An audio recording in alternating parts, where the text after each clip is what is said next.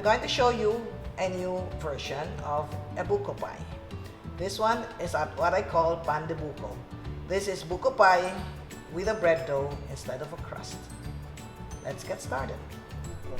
For the dough, you need 1/2 kilo of bread flour, or you can use all-purpose flour, 1 tablespoon of instant dry yeast, 1 cup of water, 1/2 cup of sugar, 1 whole egg, 1/3 cup of shortening, or you can use butter or margarine, 2 tablespoons of powdered milk, 1/2 teaspoon of salt.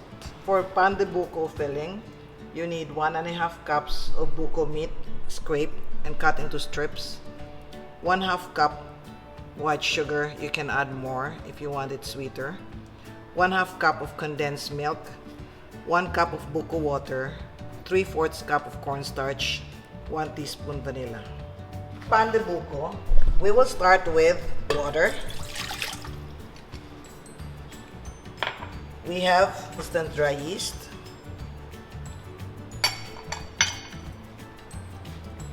and then we have sugar,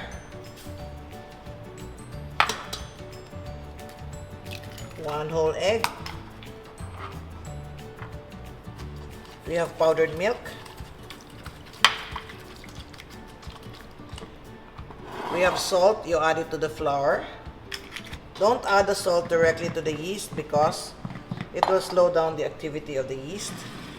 Alright, this one, what I'm going to do is I'm going to mix this for 1 to 2 minutes until it forms a dough. Alright, the first 2 minutes is just to bring all the ingredients together. So here, see, you can see it has formed a dough. It means all the ingredients have come together. So we're going to mix this for about 6 minutes. After 6 minutes, we add the shortening. You mix for another 2 minutes, and then we will test for the window pane.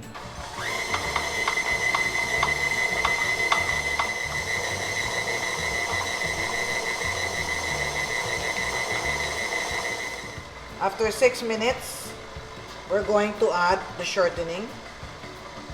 You can also use butter if you like.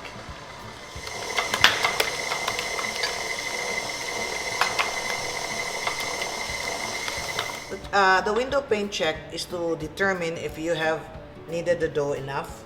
So you put a little oil in your hands, pinch off a small portion, and then try to stretch it thinly. If you can stretch it thinly without it tearing, then it means that you have kneaded the dough enough. Alright? Then you prepare a bowl. You put oil.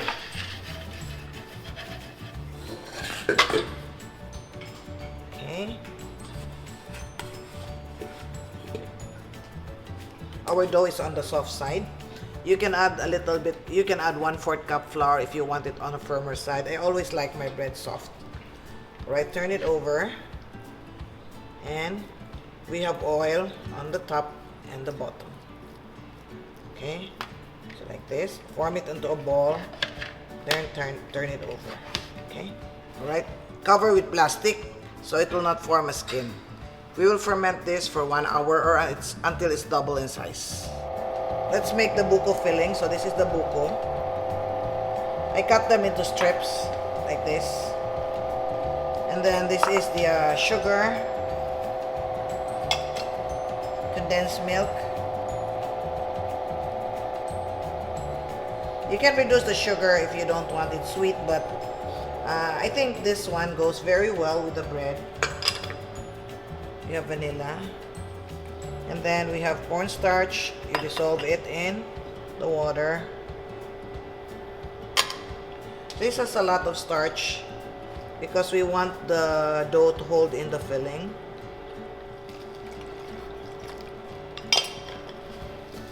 Once the mixture thickens, then we take it out and cool it down. If you don't want milk in your filling, you can take out the condensed milk and you add 1/4 cup more of sugar and 1/3 cup more of water. Here, it's starting to thicken now. Make sure you don't burn it. This one, remember, we're using buko water, not coconut milk. Okay, so this is done. Okay, so we will cool this before we stuff it into the bread. See how much our dough has risen. Okay, let's deflate this and divide this into portions. I want to make 40-gram portions. You can make 30, depends on the mold that you're going to use. After you portion them, you form them into round balls or smooth balls. And then we will start to fill this. Alright, you flatten.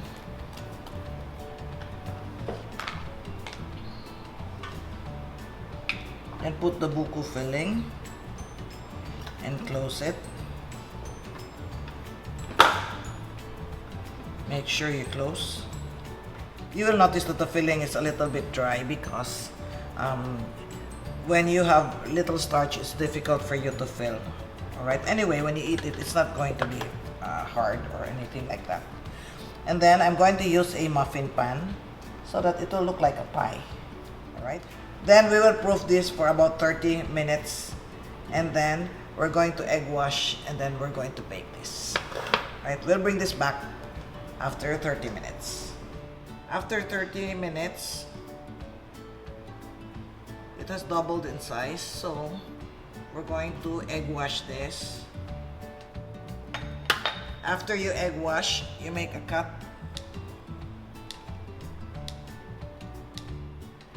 Don't worry, it will deflate a little bit because we made a cut, but it will rise back, okay?